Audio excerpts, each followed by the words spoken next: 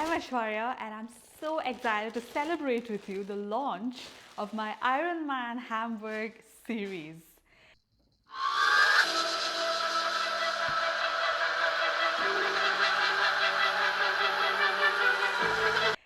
I want to take you through this whole journey to a full Ironman, and trust me, it is so exciting. I've done 8 Ironman 70.3s before, and the journey is epic. There's days when you just don't want to freaking wake up. There are days when you're just like, I am crushing this. And it's so beautiful. Like every single second, there's something happening. And for me, my life has always been happening. And I have this immense, ridiculous amount of energy. And the fact that I'm doing Ironmans today is because I need a place to channel this energy. And I'm so excited to share it with all of you. It's gonna be 18 weeks of a journey, and I want you all here with me.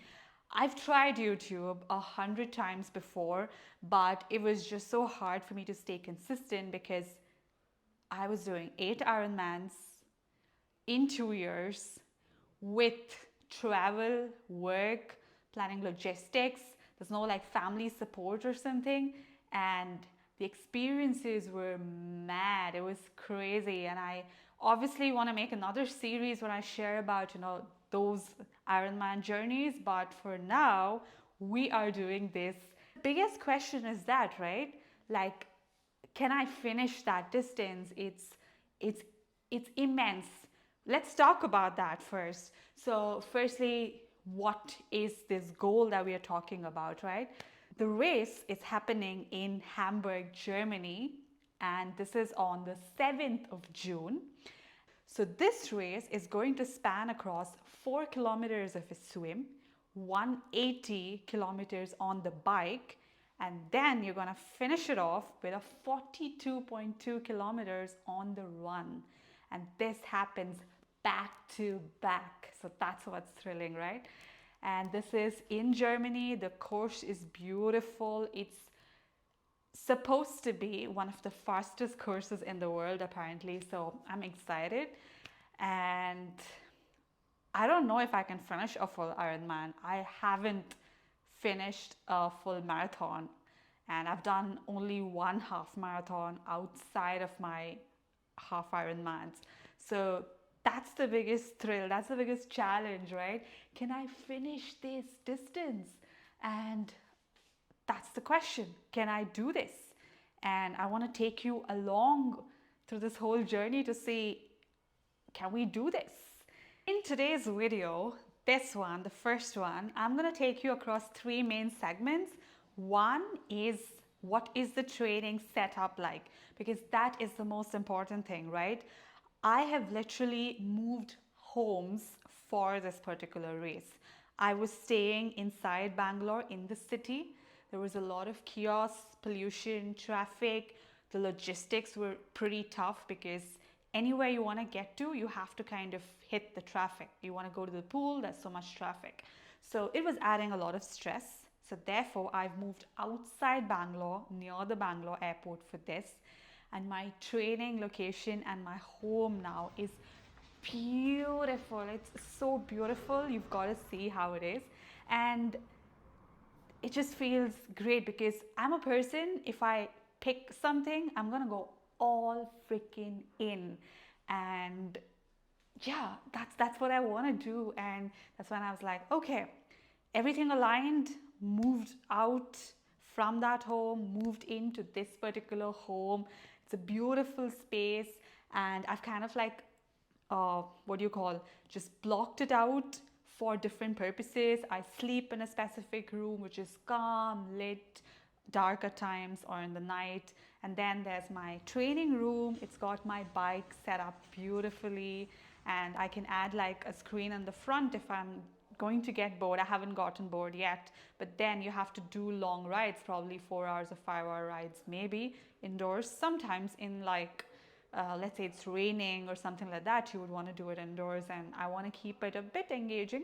and then another room for my study, for my workspace, because obviously the only thing that I do is not the Ironman. I'm also working, I'm creating content, I'm building products, I'm doing a lot of other things that, you've got to put food on your table, you've got to pay your bills.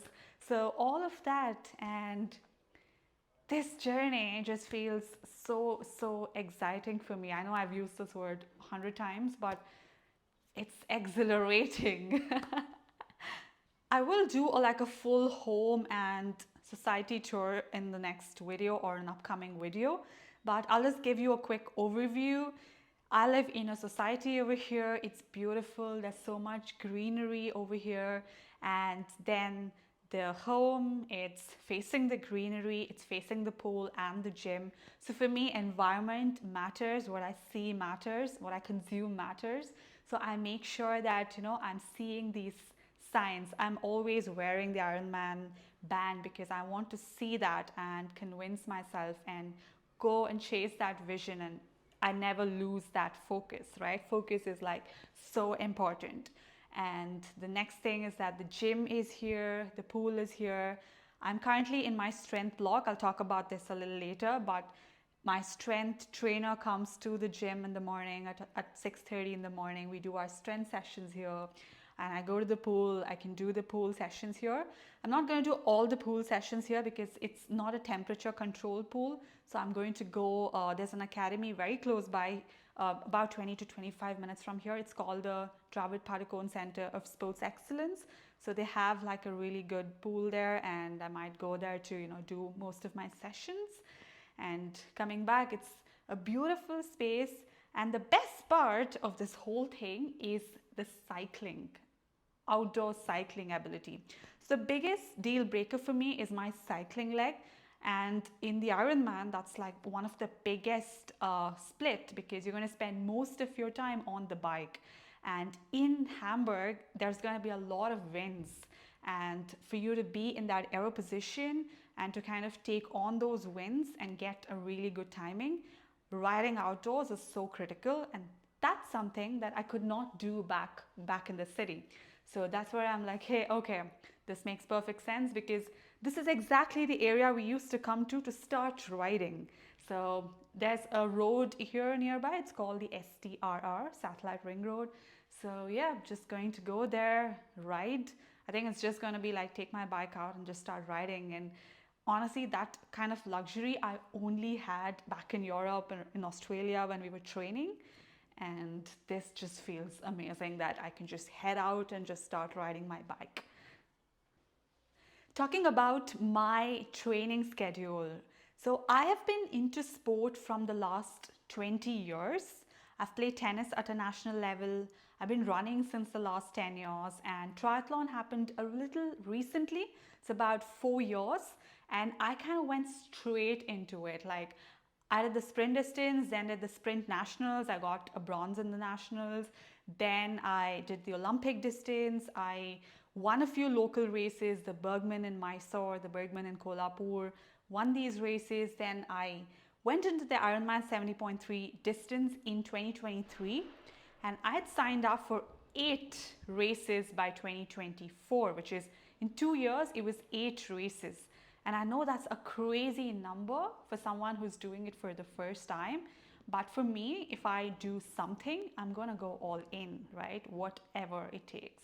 So it was really fun. And these races were not like in the same continent either. So it's pretty insane how many different places I've got to train and race in. I've raced in France, I've raced in Australia, Vietnam twice, I've raced in Bahrain. And in Bahrain, the king was there in the race. That's crazy, right? And I've raced in Phuket, where I met the world vice champion, like Olympic champion, Hayden Wild. He was there. Kate Wog was there in the same race. And I think this is what I love about the sport, that you are on the course with one of the best athletes in the world. You get to share that course. It's crazy, right? And yeah, all of these experiences, along with the kind of coaches I've got to work with, I have worked with 2 really good coaches.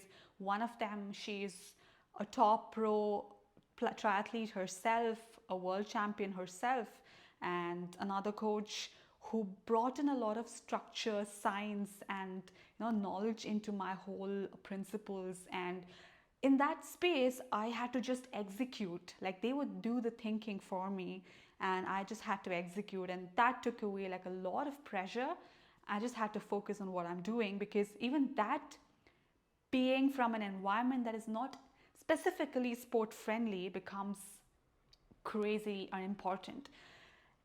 So yeah, coming back to like what I'm doing right now, from the experience, taking it from my experience, knowledge, and my bank of aerobic capacity and my endurance, drawing things from there, I'm kind of building on it. The first 4 weeks for me right now is a complete strength block.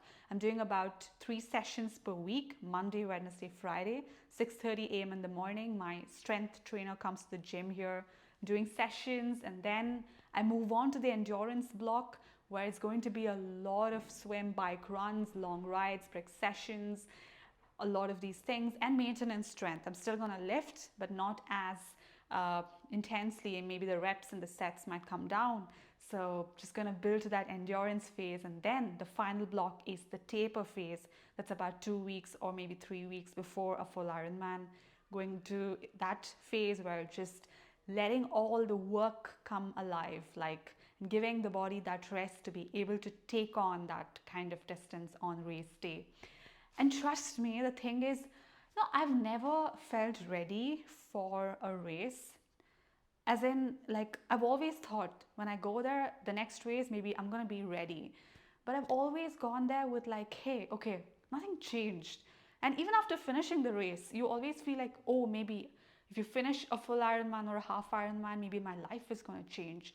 And that was the biggest illusion, like, I had to break, that, life does not change. It's just the person you get to become in this process of chasing that big goal is what it is about. And I love that. It's amazing.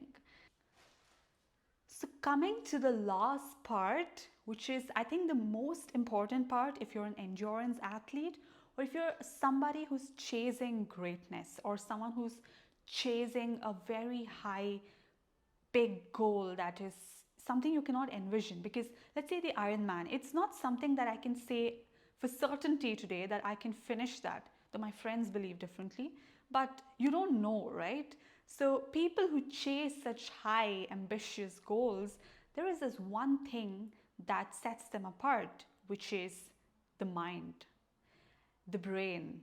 And I feel like that's the most important thing, because in a race or even in life, there are so many days, there's going to be hard ups and downs, and things go right, things go wrong, you make mistakes, you are human.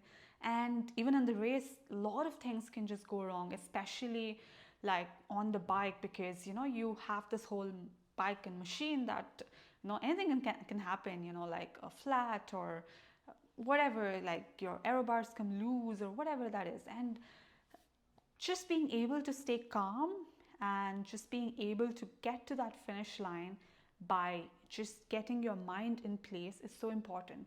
So the whole mental aspect of this whole thing is probably my biggest learning, because when I came into the sport 3-4 years ago, I think that's what I was really lacking. Like, I had confidence and I had a lot of skills, I had the aerobic capacity because I had my tennis base and all of that, but there was a lot of fear that I had. And this sport taught me that it's okay to have fear, but what's not okay is to let that fear dictate your life. And that's what I learned over these few years, where I've just, had that fear a lot of times. I'm scared inside, but I will still show up. I will still do what it takes. And that's what I think sets me apart from those who want to do things but just don't know how to overcome that fear and take that first step. So for me, sometimes getting to the start line itself is a big thing, because you are talking about these different countries where you have to go there, and it's not about the distances anymore. There are so many challenges. Trust me, the first time we applied for Schengen visa, we got rejected.